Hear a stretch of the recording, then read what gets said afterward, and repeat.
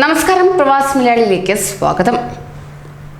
പ്രവാസികളിൽ ആശങ്ക കുന്നുകൂടുകയാണ്. സ്വദേശവൽക്കരണവും സ്വദേശ വിദേശ സന്തുലിതത്വവും എല്ലാം തന്നെ പ്രവാസികളിൽ ഭീമമായ ആശങ്കയാണ് സൃഷ്ടിക്കുന്നത്.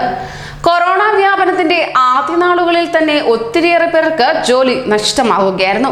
ഇതൊന്നും താങ്ങാൻ കഴിയാതെയാണ് പ്രവാസികൾ നാട്ടിലേക്ക് മടങ്ങിയത്. എന്നാൽ ഇതാ കുവൈറ്റ് 5 ലക്ഷത്തിൽ പരം പ്രവാസികളെ തിരിച്ചയക്കുന്നതായുള്ള വാർത്തകൾക്ക് പിന്നാലെ ഒമാനിൽ നിന്നും പുറത്തുവരുന്ന കണക്കുകൾ ഏറെ ഞെട്ടലുളവാക്കുകയാണ്. ഒമാനിലെ ഇന്ത്യക്കാരായ പ്രവാസികളുടെ എണ്ണം 11.2% കുറഞ്ഞതായി റിപ്പോർട്ട്. വർഷത്തിന്റെ ആദ്യ പകുതിയിലെ കണക്കനുസരിച്ചാണ് ഇത് വ്യക്തമാക്കുന്നത്. മാർച്ചിൽ 5.96 ലക്ഷമാണ് ഇന്ത്യക്കാരുടെ എണ്ണം എന്നത്. എന്നാൽ ജൂൺ അവസാനം ഇത് 5.67 ലക്ഷമായാണ് കുറഞ്ഞത്.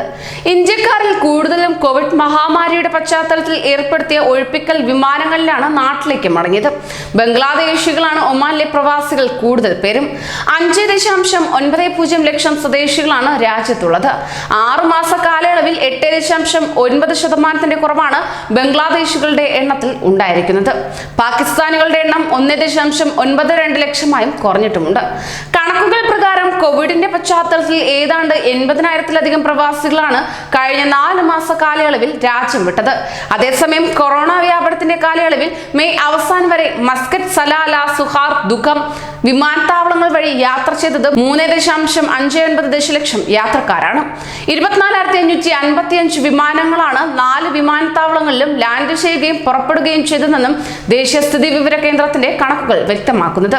മസ്കറ്റ് വിമാനത്താവളം വഴിയുള്ള യാത്രക്കാർ കഴിഞ്ഞ വർഷത്തെ അപേക്ഷിച്ച് 51% കുറഞ്ഞ് 3.22 ദശലക്ഷമായിരിക്കുകയാണ്.